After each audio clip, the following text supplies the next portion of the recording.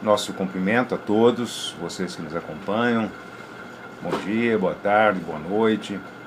Nós estamos iniciando mais uma das palestras que o Caminho de Damasco apresenta às segundas-feiras. E hoje nós vamos abordar um tema bastante atual, que são os preconceitos. Fazem parte do nosso comportamento, da nossa conduta, ainda do homem do século XXI, e especificamente nós aqui no Brasil, que dizemos que o Brasil é um país sem preconceitos. Na verdade, não. Cada país, cada realidade manifesta o preconceito de uma forma, mas ele ainda está muito arraigado em nós, por causa, evidentemente, do nosso egoísmo, do nosso orgulho, da falta de um desenvolvimento maior no campo das nossas relações humanas, sociais. Então nós vamos abordar esse tema na certeza de que, de alguma forma, ele pode levar a você alguma contribuição. Se você tirar uma conclusão sobre isso, isso já está justamente nos atendendo os nossos anseios nesta noite. Na verdade, vamos começar contando um fato que aconteceu na década de 1950. No início da década de 1950, portanto, há cerca de 70 anos atrás, uma bailarina americana veio se apresentar num teatro do Rio de Janeiro, que era então a capital da República. Quando a artista chegou ao Brasil e se dirigiu a um dos hotéis da Cidade Maravilhosa, ela foi barrada na porta por ser negra e impedida de ali se hospedar. O fato causou um impacto ali entre o pessoal e a comitiva que acompanhava, mas ele não teve tanta repercussão na imprensa brasileira como teria se fosse hoje, é claro. Eram outros tempos, 1950. As críticas veementes vieram do exterior, vieram da imprensa internacional. E na ocasião, o deputado Afonso Arinos de Melo Franco, era um deputado conservador, se não me engano, inclusive até da oposição ao presidente da República, levou um projeto à Câmara Federal, devido a essa repercussão que houve nos países estrangeiros, sobre a questão do racismo. E essa lei foi aprovada, ela foi sancionada depois pelo presidente da República, que era o Getúlio Vargas, em 3 de julho de 1951, e transformada em uma lei que hoje é muito conhecida por Lei Afonso Arinos. Quem já não ouviu falar da Lei Afonso Arinos? A Lei Afonso Arinos foi a primeira lei brasileira que veio combater o racismo em nosso país. Mas ela apenas considerava o racismo como o ato praticado como uma simples contravenção penal, como aconteceu com a bailarina americana, e não como um crime. Hoje é considerado um crime, é uma contravenção penal, que na verdade é um delito de menor gravidade. Tinha evidentemente sua pena, multa, etc., mas era de menor gravidade. A sociedade brasileira, na verdade, era racista, como a americana, mas ela não reconhecia isso, como até hoje muita gente não reconhece que existe o racismo entre nós. Hoje está aparecendo mais porque nós temos muitos movimentos que buscam resgatar o direito dos negros no país. Mas travava-se um racismo disfarçado, com o qual o povo brasileiro, convivia sem dar conta disso. Não dava importância para isso. Mas a gente que morava numa cidade pequena, por exemplo, sabia que existia lugares onde a entrada do negro era impedida, não podia entrar. Nessa época eu frequentava a escola primária aqui em Garça, e eu pude presenciar pessoalmente a forma humilhante como as crianças negras eram tratadas. E principalmente, veja só, principalmente pelos professores. E o professor trazia também esse ranço de racismo na sua conduta. É claro que na época eu não tinha ideia de que fosse racismo. Claro, tinha uma visão de criança, mas assim mesmo eu presenciava os atos de humilhação, de injustiça contra crianças negras, que geralmente ocupavam na sala de aula as últimas carteiras da sala. Elas geralmente demonstravam alguma dificuldade em aprender, ou os professores tinham muito má vontade em ensiná-las, e elas eram tratadas como seres inferiores e incapazes. Com o agravante de que também eram pobres. A pobreza também é um dos aspectos, né, do preconceito, fator de preconceito, pobreza. Naquela época a pobreza é muito mais acentuada do que hoje. Os branquinhos, os riquinhos da sociedade, naquele tempo ricos e pobres frequentavam a mesma escola pública, sentavam-se à frente da sala, ali junto ao professor, à professora, levavam presentes, sempre tinha uma maçã, alguma coisa que eu colocava na mesa da professora, a professora elogiava essas crianças, né? E era sempre tido como os melhores da classe. Os professores mandavam um recado aos seus pais, eu muitas vezes presenciei isso. Olha, fala para o seu pai, para sua mãe, dona fulano, seu fulano, que eles já conheciam. A professora conhecia os pais dessas crianças, das crianças que eram mais bem situadas na sociedade. Demonstrei que a professora também participava desse sentimento, né, que era prevalente na sociedade. Eu, como uma criança pobre, fui criada com a pobreza, tinha contato com brancos e negros, onde a gente vivia mais ou menos fraternalmente, porque o racismo, mesmo aquele que é praticado quase que inconscientemente pelos adultos, acaba refletindo nas crianças, não há dúvida nenhuma. E a criança você nem sabe por que está fazendo aquilo. Quando o deputado Afonso Arinos de Melo Franco, o autor da lei contra o racismo, faleceu, isso foi no ano de 1990, ou seja, quase 40 anos depois da promulgação da sua lei, não havia sequer um registro de uma única prisão feita por racismo no Brasil. Quer dizer, 40 anos depois, nunca houve um caso. Isso é sintomático, evidentemente. A sociedade continuava ostentando a qualidade dos brancos, depreciando, subestimando ou sendo indiferente àquilo que os negros poderiam apresentar. Apesar disso, havia negros que se projetavam na sociedade, poucos, raros, sempre com muito sacrifício, isso desde o tempo do Brasil Imperial, né? Nós tivemos aí negros que se salientaram, mas isso era por méritos pessoais e por insistência, muita luta e muito sofrimento. 2 anos antes do falecimento do Afonso Arinos, um deputado negro, conhecido como Caó, esse era o apelido dele, Caó, ele conseguiu transformar em crime o que na lei do Afonso Arinos era apenas contravenção penal. E ampliou assim a pena de 3 anos para 5 anos de prisão. Isso em 1988. Que foi o ano em que foi promulgada a nova Constituição, foi o ano da Constituinte no Brasil.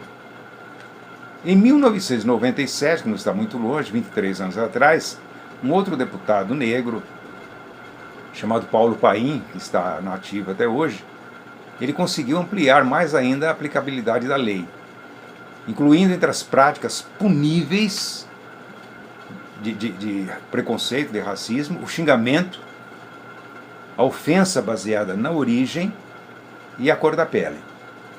Isso passou a ser considerado também como crime. Hoje nós vemos por aí, por exemplo, os crimes de injúria racial.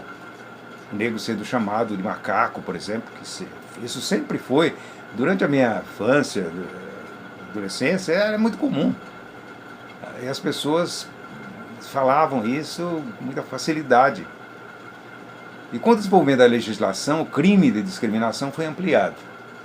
Além do preconceito de raça, também entrou, e de cor, entrou a etnia, o preconceito religioso, também passou a fazer parte de leis, porque na Constituição Federal, que é promulgada em 1988, existe o capítulo 5 da Constituição, que fala dos direitos fundamentais do homem. E ali, evidentemente, é absolutamente contra qualquer tipo de discriminação. Qualquer tipo, mesmo por aquele mais leve. Porque todo homem, todo cidadão é respeitável e todo cidadão é igual aos demais perante a lei. Na verdade, o preconceito não era somente contra os negros, mas era contra as minorias em geral, como os transexuais, que existem até hoje, né? A gente vê esse movimento da LGBT, também contra a mulher.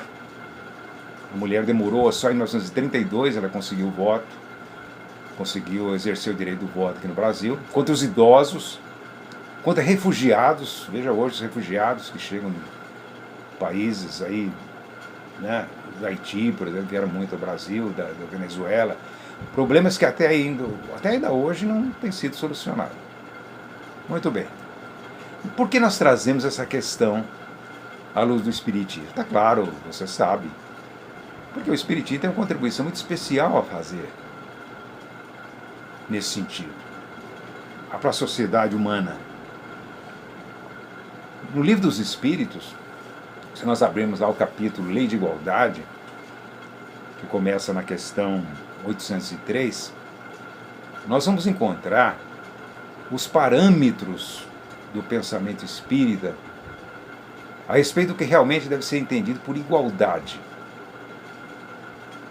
Igualdade. Igualdade não quer dizer que todas as pessoas são iguais, pelo contrário. Todas as pessoas são diferentes umas das outras, não há duas pessoas iguais. No entanto, nós estamos falando de igualdade de direitos, de respeito, dignidade dentro da sociedade. E nesse sentido é que nós herdamos lá da Revolução Francesa a Declaração dos Direitos do Homem, onde diz que os homens são iguais perante a lei, perante o seu país, perante o seu povo. E como iguais, todos devem ter um tratamento similar. Então, na questão 803, Kardec perguntou aos espíritos, se 1857. Em 1857, veja bem, nós tínhamos escravidão no Brasil. Nessa data, nós temos escravidão no Brasil, em muitos países. Embora o Brasil, todo mundo sabe, foi o último país do mundo a libertar os escravos, a declarar a extinção da escravidão. O último. Então Kardec pergunta, todos os homens são iguais perante Deus? O que respondem os espíritos? Sim. Está lá no Livro dos Espíritos, questão 803. Todos tendem ao mesmo fim. E Deus fez suas leis para todos. Dizeis frequentemente, o sol brilha para todos. E com isso dizeis uma verdade maior e mais ampla do que pensais. Jesus já havia dito isso. Não há distinção. E tomando o exemplo do sol, o sol brilha para todas as pessoas, indistintamente. A não ser que a pessoa queira se esconder do sol. Mas todos estão expostos ao sol, ele está brilhando. A chuva cai para todos. É lei da natureza, é lei de Deus. Somos filhos de Deus. Isso que Jesus quis dizer quando chamou Deus de Pai. Então, a desigualdade de condições sociais, por exemplo, classe inferior, classe superior, classe média, classe A, classe B, classe C, classe B, classe D, E, na escalada das sociais. A desigualdade das condições sociais é obra do homem e não de Deus. Afirmam os espíritos na questão 806. A desigualdade de condições sociais é obra do homem, não de Deus. Está lá, 1857. O Brasil ainda tinha escravidão. Mas os próprios instrutores espirituais que trabalhavam com Kardec, eles afirmam que só a lei de Deus prevalecerá, ainda que relutemos milênios em alcançá-la. Quer dizer, nós estamos caminhando para a verdadeira libertação. Embora o nosso caminhar seja muito lento, muito sofrido. E nós, hoje aqui, que estamos vivendo no século XXI, não podemos contar vantagem, porque estamos vivendo num século onde as ideias estão se abrindo. Não podemos contar, porque nós já vivemos séculos anteriores, onde as ideias eram extremamente fechadas, onde as injustiças eram vergonhosas. Nós já participamos disso, ou como autores, ou como vítimas, ou como ambos.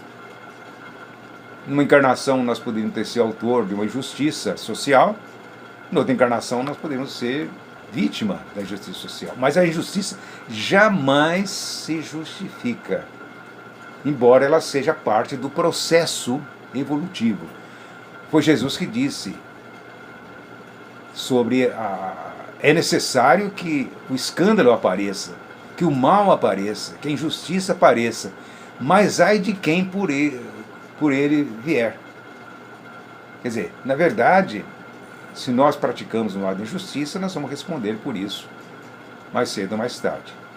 O homem, querendo ou não, terá que descobrir os caminhos pelos quais chegará à condição de reconhecer que diante de Deus todos somos iguais. Portanto, ninguém deve receber um tratamento diferenciado. Não há privilégio na lei de Deus. Nós podemos ver, por exemplo, os grandes mártires da humanidade. Começar de Jesus. Mas vamos tirar Jesus de fora, um caso bem especial. Vamos pegar aí, por exemplo, Chico Xavier, né? Quanto que esse homem sofreu durante sua vida. Só fez o bem. Por quê? Aí a doutrina espírita entra para nos explicar. E, na verdade, esses homens que muitas vezes se sacrificam para deixar profundas lições de vida para a humanidade, são os que estão à frente das grandes transformações que vão ocorrer, ou que estão ocorrendo, ou que já ocorreram no mundo. E como isso vai acontecer? Veja que uma das grandes transformações, uma das linhas de transformação é a legislação, são as leis. Nós falamos da lei Afonso Arinos, que foi uma lei pioneira, mas não era completa, ela teve que ser aperfeiçoada e está se aperfeiçoando. Então os espíritos respondem, por meio do progresso da legislação humana é que vai haver o progresso da sociedade. É só pegar as questões de 794 a 797 do Livro dos Espíritos, 794, 797, você pode conferir lá. Você pode conferir Kardec falando do progresso da legislação humana. Quer dizer, as leis humanas progridem. Então as leis não são perfeitas. Perfeita é só a lei de Deus. A lei humana, ela vai agindo, ela vai atuando, ela vai vigorando de acordo com o progresso da própria sociedade. Então nós estamos no estágio mais avançado, por exemplo, do que na Idade Média. As nossas leis são superiores às leis da Idade Média, claro.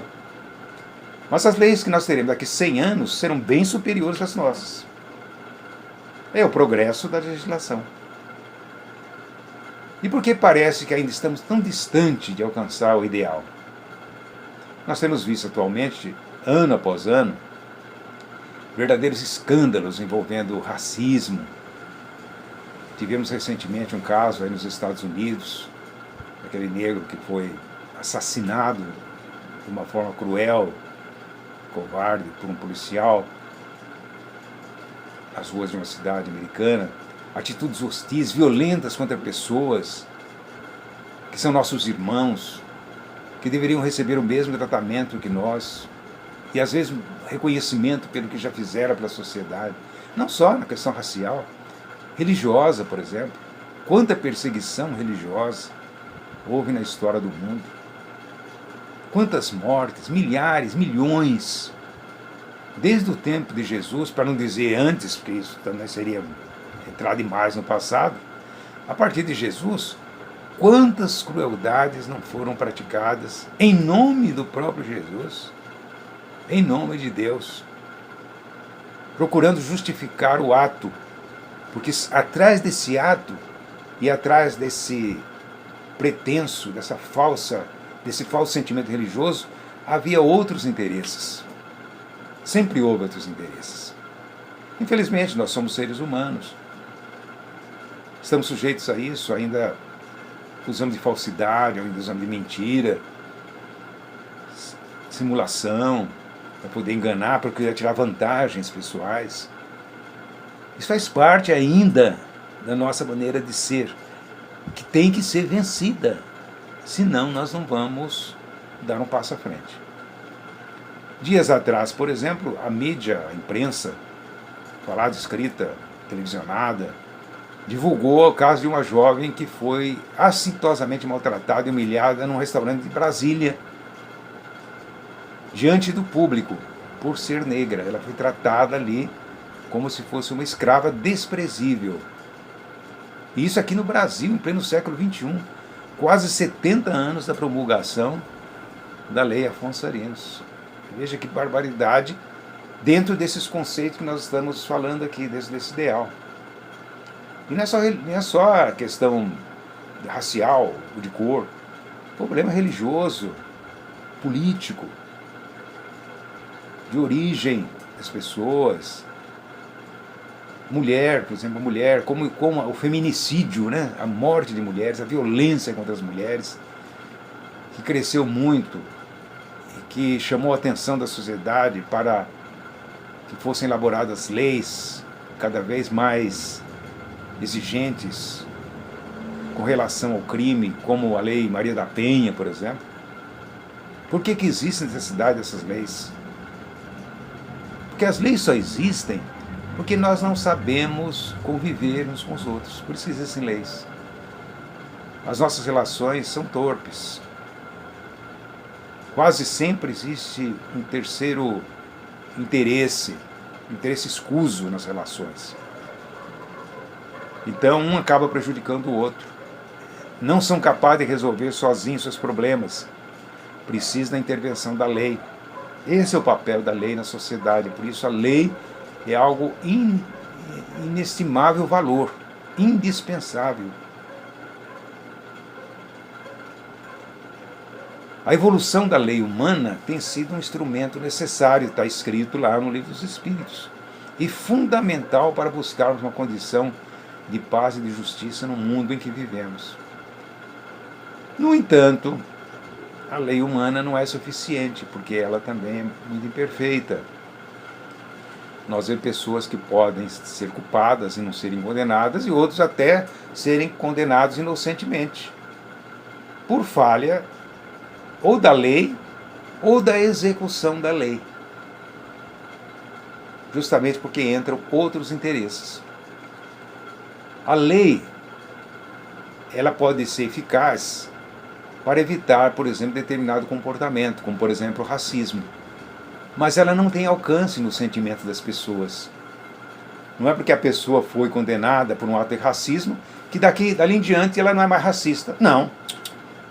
Ela pode até aquilo fortalecer o sentimento que ela tinha. E pode ficar pior ainda por causa disso. Ela só não pratica o ato com medo da lei, mas não porque ela se modificou por dentro, não houve transformação interior.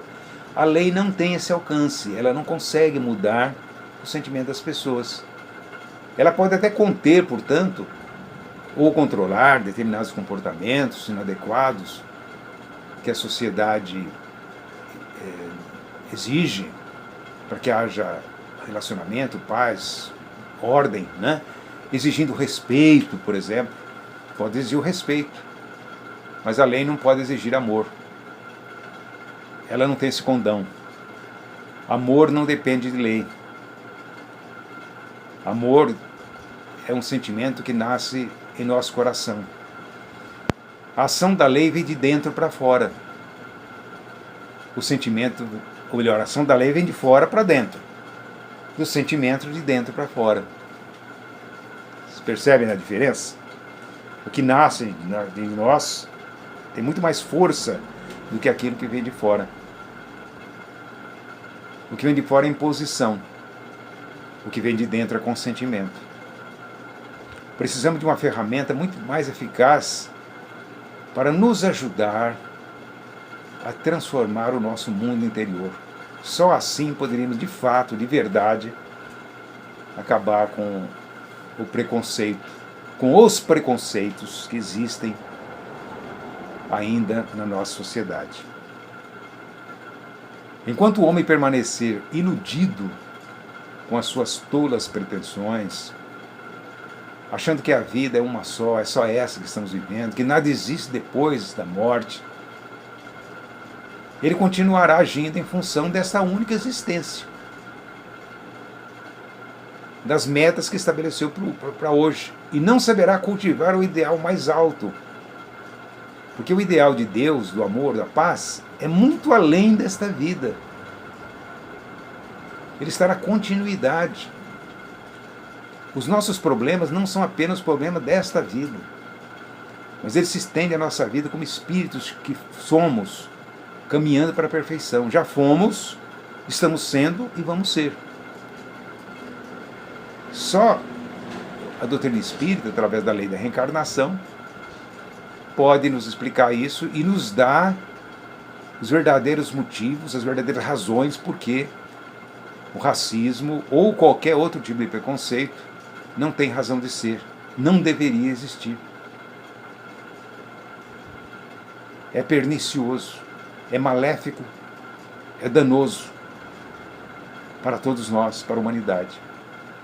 Nós precisamos entender e divulgar para os que ainda não entenderam, isso é importante, para os que ainda não entenderam, que a vida tem uma finalidade além dessa existência. Isso é sumamente importante. Diz Kardec, lá no Evangelho segundo o Espiritismo, num item que ele chamou ponto de vista, dizendo que já vivemos antes, que estamos passando por mais uma etapa de aprendizado e continuaremos a viver depois dessa existência, depois da morte. A morte não é um fim. A morte é um termo de uma vida, mas o início de uma outra etapa no desenvolvimento da vida. A reencarnação, ou seja, essa lei que nos faculta voltar a esse mundo, muitas vezes, tantas quanto necessárias, é a chave, a única chave eficaz que derruba toda espécie de preconceito. É a reencarnação. Ante a lei da reencarnação, todos somos iguais. O infrator ou o criminoso, racista, poderá compreender que aquilo que ele hoje despreza ou ele subestima nos outros é a sua própria condição, a produção que ele já teve ou que ainda vai ter em vidas futuras. O branco de hoje pode ter sido o negro de ontem e vice-versa. O rico de hoje pode ter sido o miserável de ontem ou vai ser o miserável de amanhã. São os caminhos da vida, os caminhos do aprendizado. Nós passamos por diversas situações para aprender. Mas quando nós não sabemos caminhar, nós complicamos o nosso caminho. Criamos barreiras que poderiam ser evitadas, dificuldades que não são necessárias. Nós criamos, aí vamos ter que enfrentar. Porque na escola de Deus, que é a escola da vida, todos experimentamos as mais diversas condições, dependendo das necessidades de cada um em cada etapa do seu desenvolvimento. No entanto, a condição de rico, ante a lei divina, não é melhor. A condição de rico, milionário, não é melhor do que a condição do pobre. E nem pior. Pois todos estamos ocupando o mesmo barco, buscamos a mesma meta. A questão é que em cada etapa, cada um de nós tem um papel. Hoje eu tenho um papel, é como se fosse por exemplo, numa peça de teatro, num teatro, por exemplo, no cinema. O ator, ele pode ter um papel hoje e outro papel amanhã. O importante é ele que desenvolva bem o papel, que ele faça bem o papel que ele cabe, para que ele possa, de fato, estar bem consigo mesmo, se aceitar como ele é, se amar como ele deve ser amado, a fim de que o seu amor, o amor que ele tem por si mesmo, se projete nos outros. O amor ao próximo, que Jesus ensinou, amar ao próximo como a si mesmo. Está bem claro, como a si mesmo. Então, para eu amar bem meu próximo, eu preciso me amar bem a mim mesmo. Senão, como é que eu vou projetar um amor a mim mesmo no próximo? Então Jesus teria se enganado, mas não se enganou, não. Amar ao próximo como a si mesmo. Quer dizer, da mesma forma, na mesma proporção que você se ama, ame os outros. Só isso vai acabar com o preconceito. Na longa escalada evolutiva do espírito, o espírito, veio passando pelas mais diversas experiências, desde sua condição mais primitiva, lá no reino mineral. Mas quando ele foi animal, nós, quando fomos animais, porque estavam na condição de animais, né, porque não tínhamos ainda a nossa inteligência, no processo da luta pela sobrevivência, a discriminação entre os indivíduos muitas vezes foi um importante fator de superação, embora nessa fase funcionava o instinto em forma de impulso de rejeição, que é o que nós trazemos ainda hoje. Nós trazemos impulso de rejeição. Esse impulso de rejeição está lá no nosso passado, bem distante, quando nós vivíamos na selva e lutavam pela sobrevivência. Então o animal, quando ele está lá na selva, no mato, na condição natural, e ele vê um outro animal diferente dele, ele tem medo. Tem medo de ser atacado, de ser devorado. Então ele foge. Isso é um impulso de rejeição para sobreviver. Mas nós ainda guardamos esse impulso. Ao invés de fugir, nós atacamos. Contudo, quando chegamos à fase humana, que já temos autoconsciência, que já temos discernimento das coisas, nós podemos dar um passo significativo para frente, superando muitos dos nossos impulsos que estão lá no nosso cérebro primitivo, como diz André Luiz. Nós temos ainda um cérebro primitivo que fica ali na base do encéfalo. É o caso do preconceito. O preconceito está ali.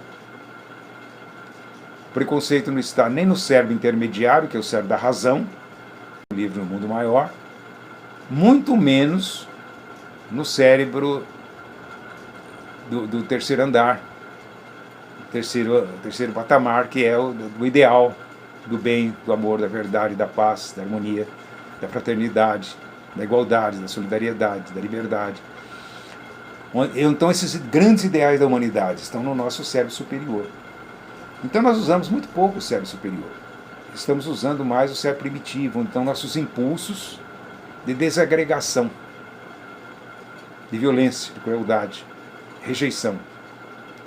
O preconceito nada mais é do que uma atitude motivada por um sentimento de rejeição por uma pessoa ou por um grupo de pessoas, apoiados sobre emoções de fase primitiva do processo evolutivo. Dois são os fatores que sustentam o preconceito. Dois fatores, a ignorância e o medo.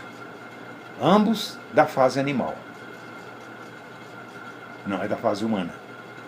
A ignorância e o medo. Essas duas barreiras podemos superar se aceitarmos a proposta de Jesus. E hoje, mais do que nunca, temos sólidas razões para isso, porque conhecemos a lei da reencarnação.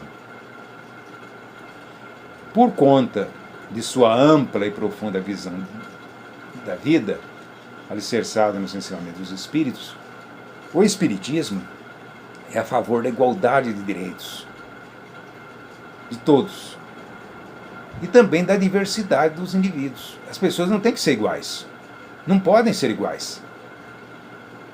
Elas já são diferentes por natureza. Você já viu a natureza como é?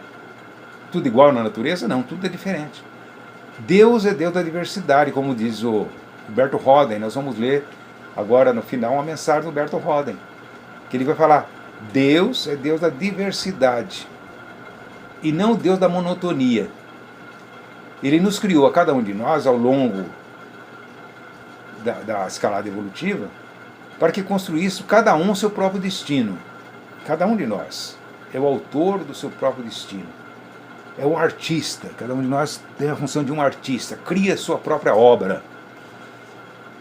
Se nós dermos para 10 pessoas fazer um quadro, uma tela, e dar um tema, por exemplo, faça uma tela sobre natureza, cada um vai fazer o seu desenho. E cada desenho tem o seu valor. Intransferível. O valor de um não é o valor de outro. Porque são diferentes. Mas todas têm o direito de fazer o seu desenho e têm o direito de ter o seu desenho apreciado. Não pense que atingindo a perfeição, essa que nós falamos, todos seremos iguais. Não, jamais seremos iguais. Não haveria mérito em um em ser igual um ao outro. O nosso mérito está em ser diferente. Cada um alcançará a sua própria perfeição ao trilhar o seu próprio caminho. Mas a condição ideal na lei divina é que os diferentes venham a conviver em perfeita harmonia. Aqueles que combatem os diferentes são os que não aceitam a diversidade, quando na verdade a diversidade está na lei de Deus, na maravilha da natureza. Como diz Humberto Roden, o filósofo Humberto Roden, nessa linda mensagem que nós vamos mostrar para você no término da nossa fala. Essa mensagem está no livro De Alma para Alma. Vamos então encerrar a nossa fala com essa mensagem de Humberto Roden que chama Harmonia na Diversidade. Ouça bem. Meu amigo, deixa cada ave o seu voo. Deixa cada planta a sua forma. Deixa cada flor o seu colorido. Deixa cada essência o seu perfume. Deixa cada homem o seu gênio. Deixa cada alma o seu caminho às alturas. Não pense que só o teu brilho seja bom. Muitos são os caminhos que levam a Deus. Onde quer que exista uma reta vontade, existe uma ponte para o infinito. Procura preservar de falsos caminhos os homens, mas não tenhas por falsos todos os caminhos fora do teu. Deus é o Deus da plenitude, não da vacuidade. Deus é o Deus da variedade, não da monotonia. Deus é amigo da evolução, não da estagnação. Não queira, ó homem, corrigir as obras de Deus. Sabes tu, porque vive no mundo homens de todas as índoles, caracteres múltiplos, gênios versicolores. Se não existem duas plantas iguais, por que haveria duas almas iguais? Todo homem é um ser original, inédito, um mundo por si, um cosmo à parte, repleto de luz e de trevas, de alturas e abismos, de enigmas e mistérios. Não queiras, pois, reduzir a fastidiosa monotonia o universo multiforme dos espíritos. Não tente substituir por um deserto de cinza unicolor essa fulgurante epopeia multicor da natureza. Deixa cada um o caráter que Deus lhe deu, o caminho que Deus lhe traçou. Respeita nos outros a liberdade que reclamas para ti mesmo. Estima o que é teu, tolera o que é dos outros. Sê no grande mosaico a pedra que és. Deixa que os outros sejam também as pedrinhas que são. Se todos fossem como tu, se tu fosse como os outros, morreria toda a beleza. Beleza só existe onde reina a harmonia na diversidade. Beleza é o esplendor da ordem, é a luz incolor, feita prisma unicolor. Que Deus nos abençoe.